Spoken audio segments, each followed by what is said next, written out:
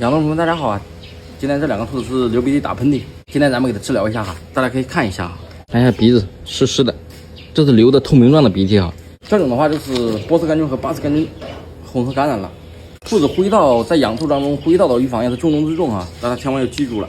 你像兔子的呼吸道的话，无非就是有3种，最常见的，第一个就是兔子的巴氏杆菌引起的呼吸道，第二个就是波氏杆菌引起的兔子的呼吸道问题。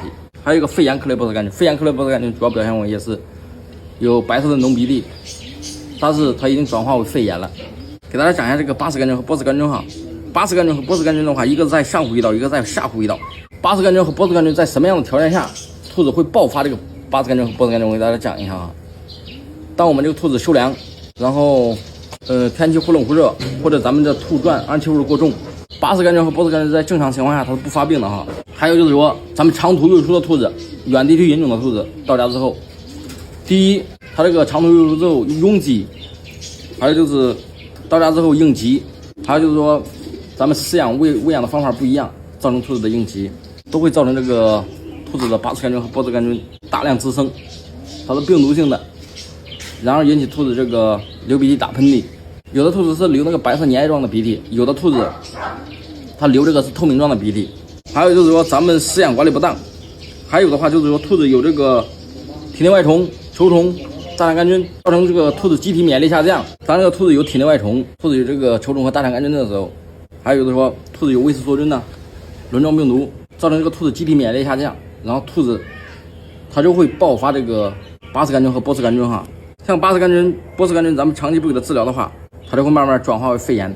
肺炎的话会引起肺炎克雷波氏杆菌，造成肺部病变，有脓包、肺部溃烂这种现象。包括咱们这个兔子，就是说患有感冒的时候，也会引起这个波氏杆菌和巴氏杆菌这个大量滋生。而且，兔子这个波氏杆菌和巴氏杆菌哈，它是会相互传染的。当兔子通过流鼻涕、打喷嚏、咳嗽的时候，它通过飞沫就可以传播。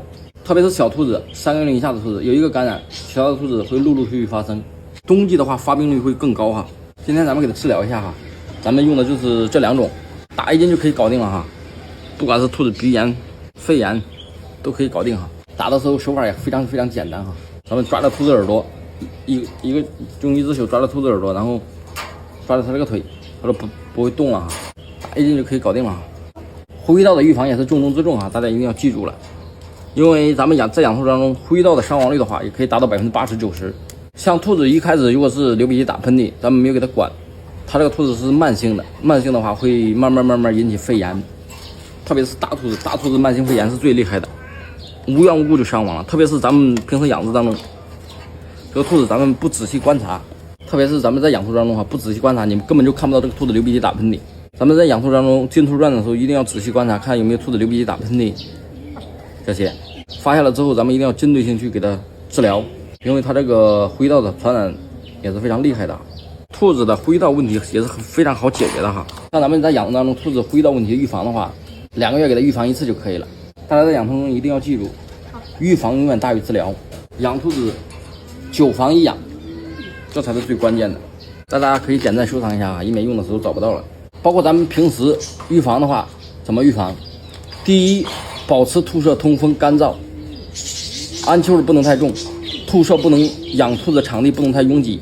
兔子小兔饲养管理方面，喂料定时定点，不要让兔子有应急，把兔子的球虫、大肠杆菌这些胃食梭菌病、肠炎之类给它预防好，兔子很少去爆发这个呼吸道问题。特别是小兔子千万不要让小兔子平时休凉感冒了。大家一定要记住哈，夏季也是兔子呼吸道的高发季节哈。还有就是说咱们的下雨天，特别是散养，一定不能让兔子轮到雨水，这一点非常重要哈。